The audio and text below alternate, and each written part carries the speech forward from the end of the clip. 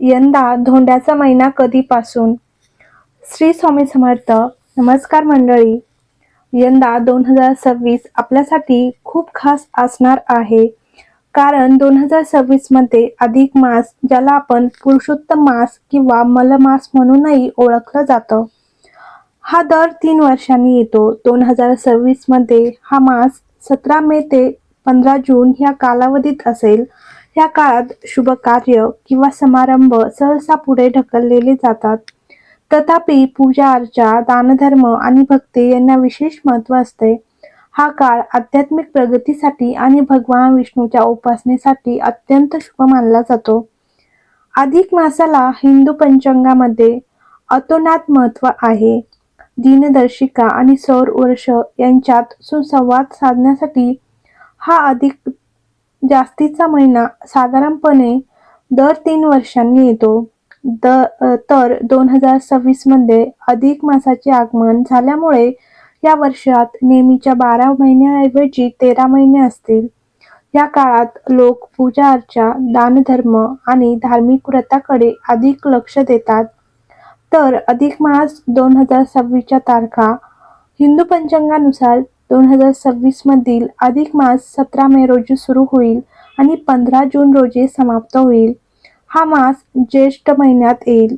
याचा अर्थ असा की ह्या वर्षी प्रत्यक्षात 2 ज्येष्ठ महिने असतील. अधिक मासाची सुरुवात शुक्ल पक्षाच्या प्रतिपदेला होते आणि तो अमावस्येपर्यंत राहतो. याच पद्धतीद्वारे दिनदर्शिकेचा समतोल राखला जातो. अधिक मास म्हणजे काय आणि तो कसा येतो? तर हिंदू दिनदर्शिका चंद्राच्या गतीवर आधारित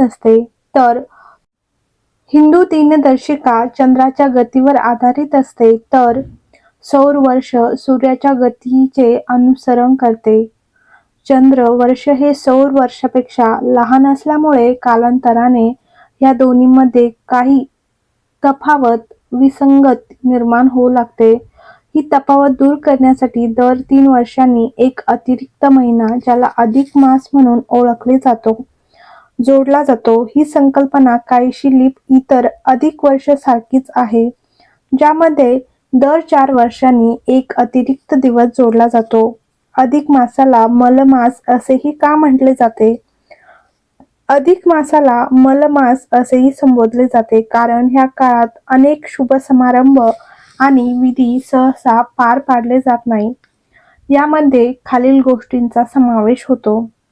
तर विवाह समारंभ, तसेच गृहप्रवेश समारंभ, तसेच नामकरण संस्कार, तसेच मुंज म्हणजेच जानवी संस्कार. या विशिष्ट महिन्यात वरील उपक्रम साधारणपणे पुढे ढकलले जातात. याच कारणामुळे ह्या महिन्याला मलमास म्हणूनही ओळख प्राप्त झाली. तथापि धार्मिक दृष्टिकोनातून पाहता हा महिना अत्यंत पवित्र आणि आध्यात्मिक दृष्ट्या अत्यंत महत्त्वपूर्ण मानला जातो. याला पुरुषोत्तम मास असे का म्हणतात? तर अधिक मासाला पुरुषोत्तम मास म्हणूनही ओळखले जाते. हे नाव भगवान विष्णूशी संबंधित आहे. धार्मिक श्रद्धेनुसार हा संपूर्ण महिना भगवान विष्णूंना समर्पित असतो. या काळात त्यांची उपासना केल्यास अलौकिक आध्यात्मिक फळे प्राप्त होतात, अशी धारणा आहेत. तसेच ह्या काळात भक्त उपवास करतात, विविध धार्मिक विधी पार पाडतात आणि श्रीमद भागवत कथा व शिवपुराण ह्यासारख्या धार्मिक ग्रंथांचे वाचन किंवा श्रवण करण्यात मग्न होतात. तर अधिक मासात काय करावे?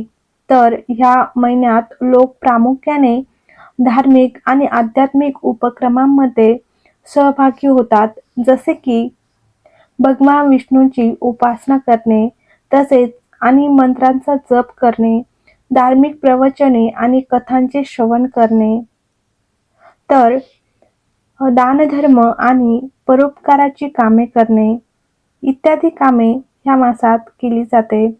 मंदिरे आणि तीर्थक्षेत्रांना भेटी देणे, वृक्षारोपण करणे आणि समाजसेवेत सहभागी होणे या उपक्रमामुळे मनाला शांती आणि आध्यात्मिक पुण्य व ईश्वराचा आशीर्वाद प्राप्त होतो, अशी श्रद्धा आहेत. तसेच याचे महत्त्व समजून घेणे. सनातन धर्मात प्रत्येक महिन्याचे स्वतःचे असे एक अद्वितीय महत्त्व असते. तथापि अधिक मासाला विशेष महत्त्वपूर्ण मानले जाते. आत्मचिंतन, भक्ती आणि पुण्यकर्म करण्यासाठी हा काळ सर्वात शुभ मानला जातो. या काळात केलेल्या सत्कर्मापासून मिळणारे आध्यात्मिक पुण्य अनेक पटीने वाढते अशी धारणा आहे. या वर्षीचा अधिक मास जो 17 मे ते 15 जून ह्या कालावधीत येत आहे, लोकांना भक्ती, दानधर्म आणि आध्यात्मिक प्रगती साधण्याची एक अद्वितीय संधी उपलब्ध करून देत आहे. श्री स्वामी समर्थ. तर व्हिडिओ आवडला असेल तर लाईक करा, कमेंट करा आणि चॅनलवर नवीन असाल तर चॅनलला नक्की सबस्क्राईब करा.